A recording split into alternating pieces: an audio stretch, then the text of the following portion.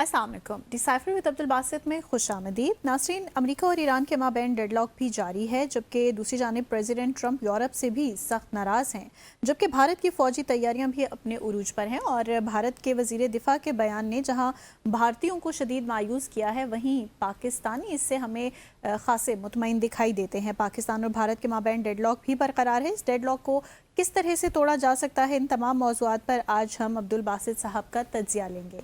आगाज़ करेंगे डिसाइफर का। वेलकम बासित साहब।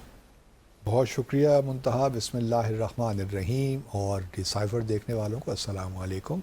सबसे पहले आपसे जानूंगी बासित साहब कि भारत रशिया से एक नया मिसाइल ले रहा है, तो क्या इससे पाकिस्तान को परेशान होना चाहिए? परेशान तो ऐसा नहीं होना चाहिए, लेकिन भारत में इस मिसाइल के बड़े चर्चे हैं। अभी हाल ही में कुछ रोज़ पहले ही भारत ने रूस के साथ एक मुआहदे पर दस्तखत किए हैं। ये तकरीबन $1.2 बिलियन का मुआहदा हुआ है, जिसके तहत भारत रूस से R-37 मिसाइल लेगा। ये beyond visual range air to air missile है। जो पाकिस्तान में मई में हुई थी ना जंग, उसमें पाकिस्तान हमारे पास PL-15 था ना, जो हमने इस्तेमाल किया था, वो भी बियॉन्ड विजुअल रेंज था। और उसमें यह है कि उसकी जो हमारे पास जो है तकरीबन 300 या 350 किलोमीटर तक की रेंज का है और हाइपरसोनिक है। तो ये जो रशियन मिसाइल है, भारत के पास ये पहले एक डेफिशिएंसी थी, तो अब उन्होंने पाकिस्तान की जो एक हमारी कामयाबी को देखते हुए उन्होंने कहा कि अब हमें भी इस किस्म का मिसाइल हमारे पास भी होना चाहिए, beyond visual range air to air missile, जिसकी रेंज तकरीबन कहते हैं कि इसकी है 350 kilometre, which is very good from their perspective. और ये जो भाई जो है रशिया के त्यारे हैं ना, ये सुखोई 30 वगैरह उससे इस्तेमाल करेंगे, तो इसको एक्स हेड भी कहते हैं, इतना लीथल है ये। तो भारत को जब मिल जाएगा, डिलीवरी टाइम अभी है 12 से 18 माह लग जाएंगे, लेकिन इससे लगता यही है कि भारत कितनी तैयारियां कर रहा है अपने डिफेंस को और अपने एग्रेशन को बढ़ाने के लिए। ये भी याद रहे कि भारत का अब डिफेंस एक्सपेंडिचर जो है ना, वो तकरीबन 90 से 92 बिलियन डॉलर के करीब हो गया है। तो जहाँ पाकिस्तान का तकरीबन 11 से 12 बिलियन डॉलर का हो गया, आप कह सकती हैं।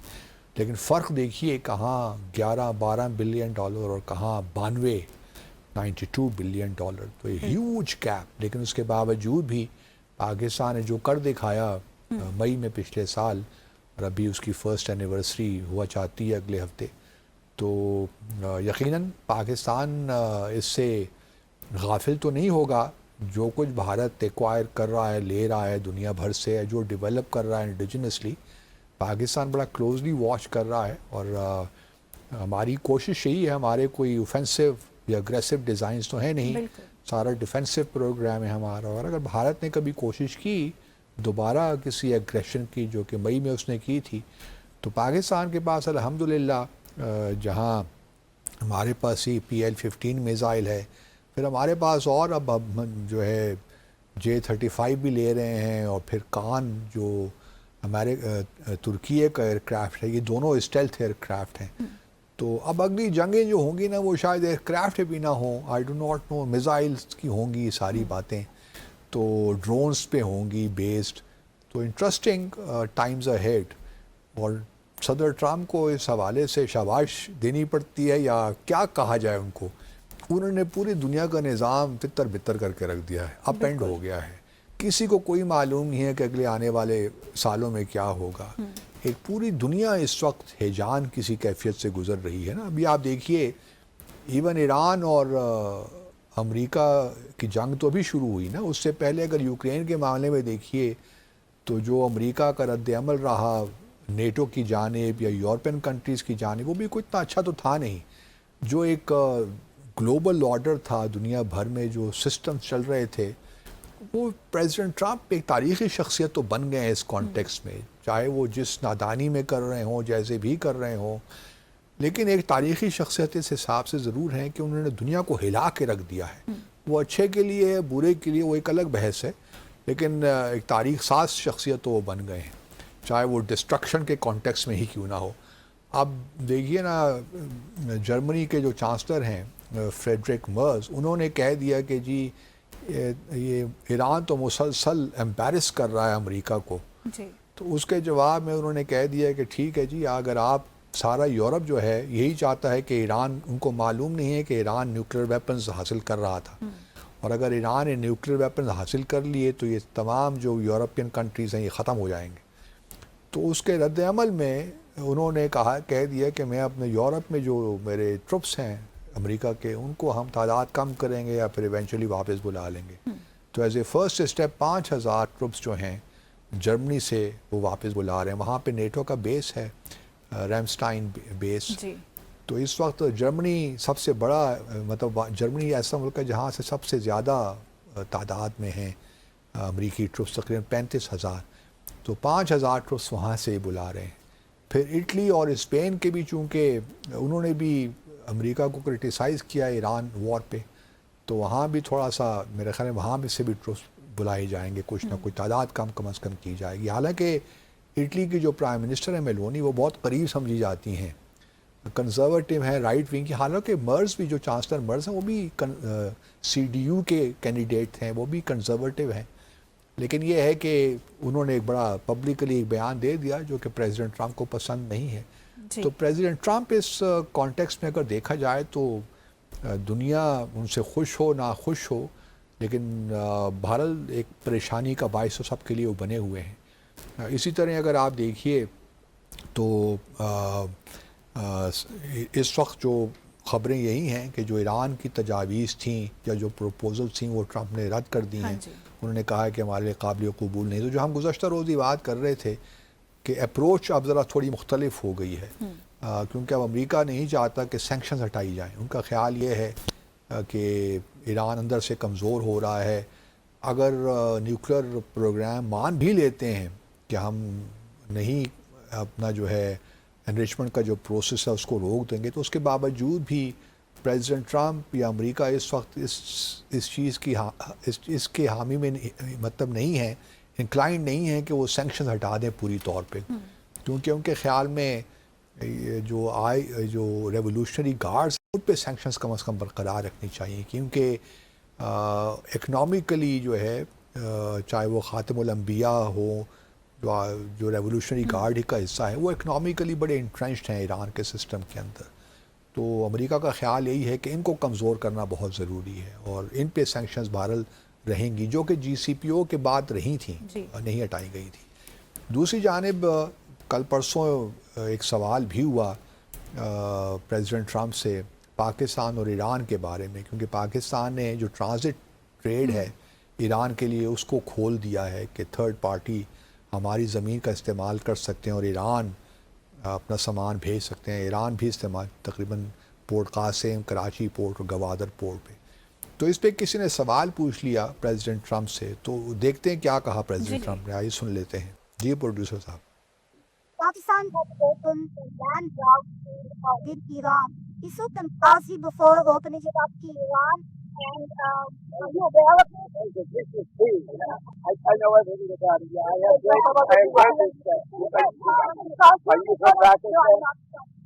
I have read this to Pakistan and been a real mindful for the Prime Minister. Yeah, I know it. جو بات پریزیڈنٹ ٹرمپ سے پوچھی کہ جی ایران، ایک طرف تو آپ ایران پہ سینکشنز لگا رہے ہیں، جنگ جاری ہے اور پاکستان میڈییٹ کروا رہا ہے، پاکستان دوسری جانب ایران کو فیسیلیٹیٹ بھی کر رہا ہے اس کے ٹریڈ کو، تو آپ کا کیا رد عمل ہے؟ کیا آپ کو اس بات کا علم بھی ہے کہ نہیں؟ تو پریزیڈنٹ ٹرمپ نے کہا ہاں جی مجھے سب کچھ معلوم ہے. اور میں ساتھ انہوں نے یہ بھی ایڈ کر دیا کہ میں وزیر اعظم پاکستان اور فیلڈ مارشل کا بڑا احترام بھی کرتا ہوں. اب اس کے دیکھیے دو پہلوؤں سے دیکھا جا سکتا ہے کہ پریزیڈنٹ ٹرمپ نے اس کو اگنور کیوں کیا، یا امریکہ نے اس کو کیوں اگنور کر دیا. کیونکہ دیکھیں نا، ایک جانب تو چابہار جو پورٹ انڈیا ڈیولپ کر رہا تھا اس کے لیے 6 ماہ کا ایک پیریڈ دیا تھا جو کہ 26 اپریل کو ایکسپائر ہو گیا. اب بھارت نے سارا جو بھی آپریشن تھا اس کو فی الحال ختم کر دیا ہے، بلکہ جو اس کے اپنے شیئرز تھے بہشتی ٹرمینل میں، وہ اب سوچ رہے ہیں کہ وہ کسی ایران کی کمپنی کو ہی دے دیں فار دا ٹائم بینگ، جب تک یہ سینکشنز رہتی ہیں. تو تقریباً دیکھیے انویسٹمنٹ اس میں جو ہے بھارت کی وہ ہے $800 ملین کے قریب اس سارے پروجیکٹ میں، کیونکہ صرف یہ پروجیکٹ نہیں ہے بلکہ اس سے منسلک اور بھی چیزیں ہیں نا. بھارت تو یہ چاہتا تھا کہ افغانستان اور سینٹرل ایشیا میں اس کو ایکسیس ملے. تو ایک تو یہ پورٹ بہشتی ٹرمینل انہوں نے ڈیولپ کیا، پھر اس کے بعد چابہار سے لے کر زاہدان تک ریلوے لنک بھی وہ ساتھ، وہ کافی ایکسپینسو پروجیکٹ تھا تو وہ بھی کر رہے تھے. پھر اس کے ساتھ زرنج دلارام روڈ جو زاہدان اور افغانستان کے اندر روڈ بھی بنایا تاکہ سارا جو ہے ٹرانزٹ جو ٹریڈ کے لیے ایک روٹ بن جائے. تو ایران کو بھارت کو تو یہ اب ختم کرنا پڑا، لیکن وہ سینکشنز واپس آ گئی ہیں. لیکن پریزیڈنٹ ٹرمپ نے اس وقت پاکستان نے جو ٹرانزٹ دیے ہیں وہ اگنور کر دیا.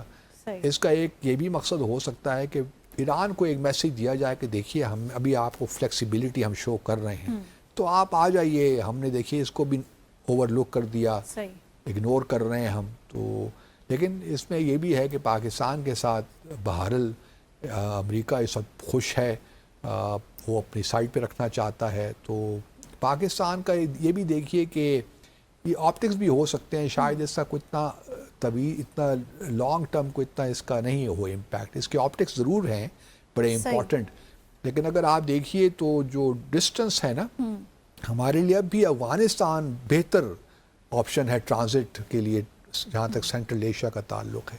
کچھ لوگ یہ کہہ رہے ہیں کہ جی اب ہمارے لیے ایک نیا کوریڈور بن گیا ہے through Iran to go to central Asia اور بائی پاس افغانستان کو کر سکتے ہیں. افغانستان سے اگر ہم ازبکستان تک جاتے ہیں تو تقریباً پاکستان سے ترخام یا چمن کے ذریعے 3000 کلومیٹر کا فاصلہ بنتا ہے لگ بھگ. لیکن اگر ہم ایران کا روٹ استعمال کرتے ہیں تو تقریباً ڈبل ہو جاتا ہے، تو وہ شاید کاسٹ افیکٹو نہیں ہے اتنا. لیکن ایک الٹرنیٹیو کے طور پر البتہ پاکستان کو ایک روٹ تو مل گیا ہے، کیونکہ ایک شپمنٹس گئی بھی ہیں ازبکستان وایا ایران. لیکن یہ چیز جو ہے نا ایران کو فیسیلیٹیٹ کرنے کے لیے 6 پوائنٹس جو ہم نے ٹرانزٹ کے کھولے ہیں تاکہ ایران کو ہم نے ایک میسج بھی دیا ہے اور امریکہ کو بھی ایک میسج ہے کہ دیکھیے ہمارے لیے ریجن امپورٹنٹ ہے. اور پھر امریکہ نے جو اگنور کیا ہے وہ بھی ایک ایران کے لیے میسج ہے. تو لیٹس ہوپ کہ یہ کوئی ڈیڈ لاک کہیں ٹوٹ جائے گا. صحیح. باسط صاحب، بھارت کے وزیر دفاع نے بھی ایک بیان دیا ہے جس پر بات کریں گے ایک مختصر وقفے کے بعد. ویئرز